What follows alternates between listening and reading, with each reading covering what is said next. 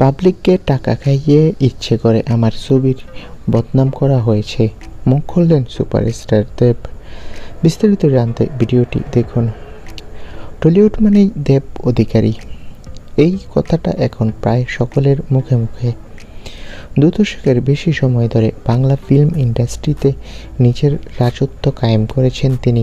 পাগলু খোকাবাবু থেকে শুরু করে টনিক বা প্রধান, প্রতিটি চরিত্রেই আলাদা আলাদা এক দেবকে দেখা যায়।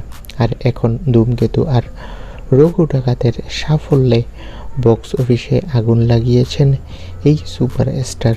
তবে সব সাফল্যের মাঝেই উঠে এসেছে বিতর্ক। সম্প্রতি এক সাক্ষাৎকারে দেব জানিয়েছে, আমার ছবির বিরুদ্ধে ইচ্ছে করে নেগেটিভ মন্তব্য ছড়ানো হচ্ছে। কিছু মানুষকে টাকা খাইয়ে আমার ছবি নিয়ে বদনাম ছড়ানো হয়েছে।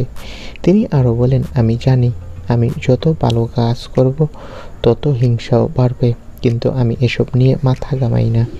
আমি শুধু আমার কাজ করি, মানুষকে ভালো ছবি দেওয়াই আমার উদ্দেশ্য। অভিনেতার মতে, অন্যের থালা থেকে নিজের পেট বাড়ানো যায় না। আমি নিজের কাজেই ফোকাস করি। কে কী বলল সেটা নিয়ে সময় নষ্ট করার মতো বিলাসিতা আমার নেই। দেবের এই স্পষ্ট ও আত্মবিশ্বাসী বক্তব্যে মুগ্ধ ভক্তরা। তিনি প্রমাণ করে দিচ্ছেন, প্রকৃত সুপারস্টার শুধু আলোয় নয়, অন্ধকারের মধ্যেও নিজের বিশ্বাস ধরে রাখতে জানে। তো বন্ধুরা, এই বিষয়ে তোমাদের মন্তব্য কি, কমেন্ট করে জানাও। ধন্যবাদ সকলকে ভিডিওটি দেখার জন্য।